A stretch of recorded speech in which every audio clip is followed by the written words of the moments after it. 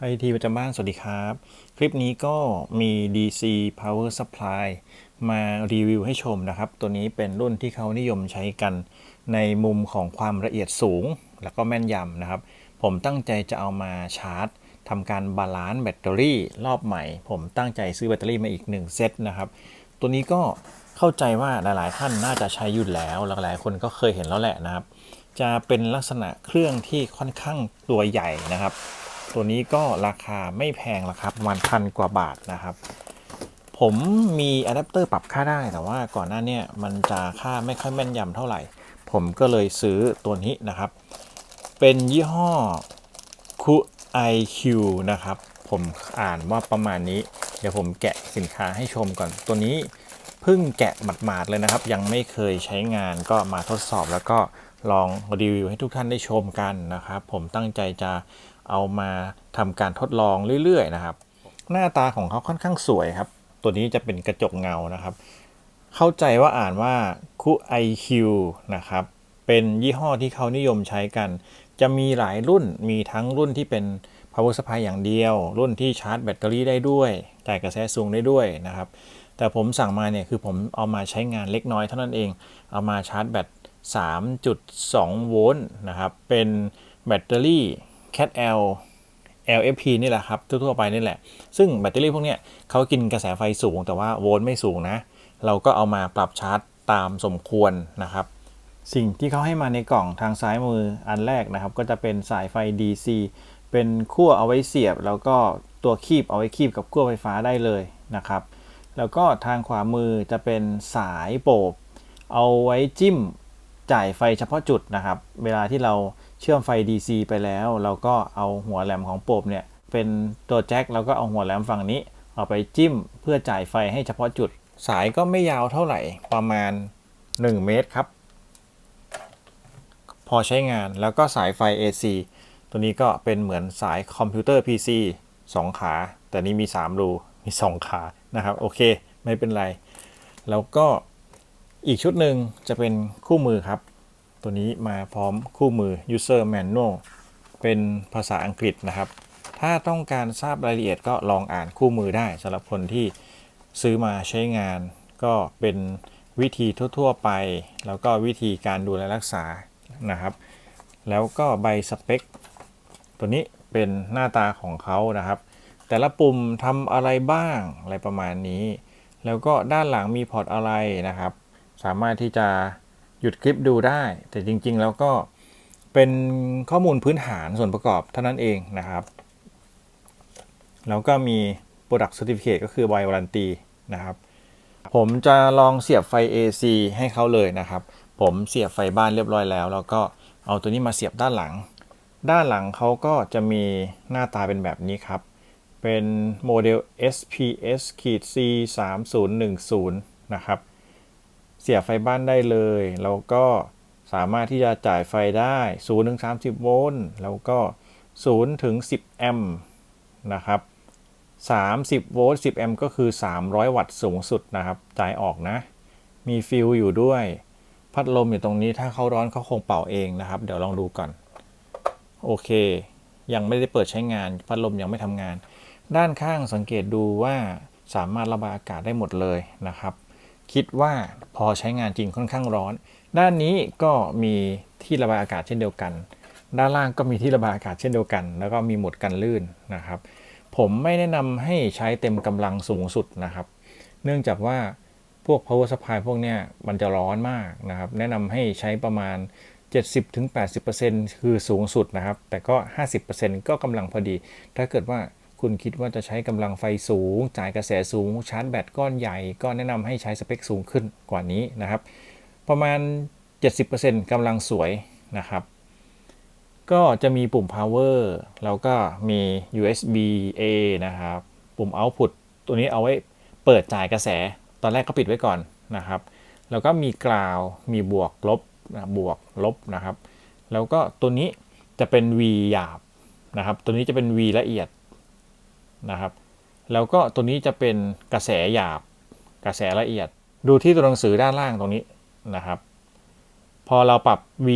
ที่เป็น V หยาบเสร็จแล้วก็มาปรับจูนนิ่งละเอียดต่อนะครับ เราลองเปิดใช้งานอันดับแรกเปิดใช้งานพัดลมไม่หมุนครับเข้าใจว่าพัดลมมีเซ็นเซอร์นะพอไม่ร้อนเขาก็ไม่หมุนนะครับก็คิดว่าทำออกมาได้ดีคนนิยมมากๆรุ่นนี้ผมก็เลยซื้อมาใช้งานก็ถือเอามารีวิวด้วยนี่แหละนะครับตอนนี้อยู่ที่23โวลต์ 23.43 สังเกตดูนะครับเราปรับเนี่ยเขาจะวิ่งเร็วหน่อยนะครับพอวีละเอียดนี่เขาจะละเอียดค่อนข้างละเอียดเลยนะ 0.83 0.84 โอ้โหละเอียดมากนี่คือสุดแล้วถ้าสุดแล้วก็ต้องมาปรับตัวหยาบครับนี่คือหลักการเขามีแค่นี้โอเคนะครับง่ายๆเลยนะผมก็จะปรับโวลต์มาที่ 3.65 ปรับหยาบก่อนนะครับ 3.65 นี่นะครับเราค่อยปรับโวลต์ละเอียด 3.6 นะ65ครับโอเคประมาณนี้นะครับ65นะก็ปล่อยให้เขาชาร์จไปนี่คือการใช้งานหลังจากนั้นคุณก็ต่อโหลดให้เรียบร้อยครับพอต่อโหลดเสร็จก็กด output ก็จะเริ่มจ่ายกระแสก็จะวิ่งที่โวลต์ 3.65 กระแสก็จะวิ่งไปหาตัวชาร์จนะครับส่วนกรณีที่คุณต้องการใช้งานแบบแจ็ค 5.5 มิลแบบนี้นะครับคุณก็สามารถที่จะหมุนใช้งานได้นะปกติก็จะมีตัวให้หมุนครับนี่ครับหมุนแบบนี้นะสามารถที่จะเอาขั้วบวกมาต่อแบบนี้ได้เลยครับเขาทำให้เราหมุนได้พันนิดหน่อยแล้วก็หมุนเข้าไปนะครับแบบนี้เลยลองสังเกตครับผมหมุนตรงนี้ให้ดูสังเกตนี่นะครับเขาจะมีช่องให้ใส่ตรงนี้เป็นสายไฟนะครับตรงนี้สอดสายไฟเข้าไปก็ได้หรือคุณจะพันรอบแล้วหมุนก็ได้หมดเลยให้ทองแดงแตะกับขั้วแค่นั้นก็พอนะครับสำหรับผมก็สามารถที่จะพันแบบนี้ได้หรือคุณจะสอดลงไปก็ได้ครับสอดลงไปท่านี้นะครับแล้วก็หมุนเข้าไป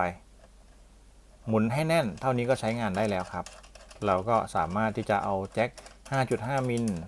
ไปต่อใช้งานได้เลยนะครับเขาก็จะมีรูให้เสียบเพื่อความมั่นใจเหมือนกันนะครับเป็นรูอีกด้านหนึ่งนะคุณก็เสียบประมาณนี้โอเคเนี่ยครับพร้อมใช้งานนะครับสามารถเสียบทดสอบใช้งานได้เลยครับจ่ายเอาท์พุตนะครับนี่ครับมาแล้วสว่างแล้วครับลดกระแสนิดนึงนะครับโอเคค่อนข้างสว่างพอสมควรปิดครับทุกครั้งจะต้องปิดเอาท์พุตก่อนเสมอนะครับเพื่อความมั่นใจในอุปกรณ์ไฟฟ้าของเราก็คือ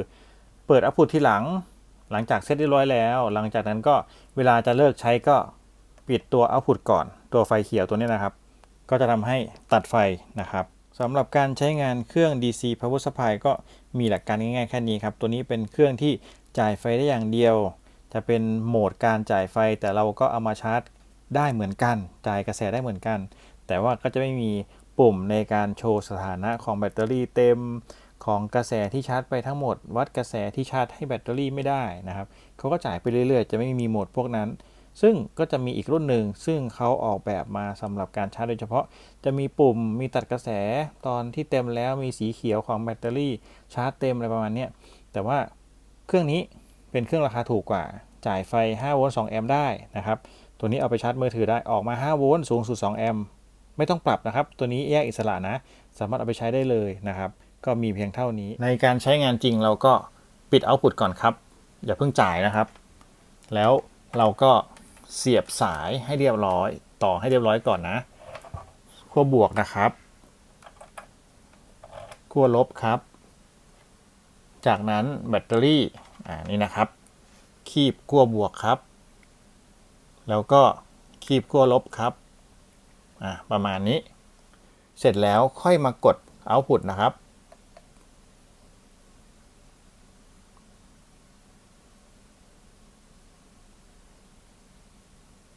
โอเคนี่นะครับ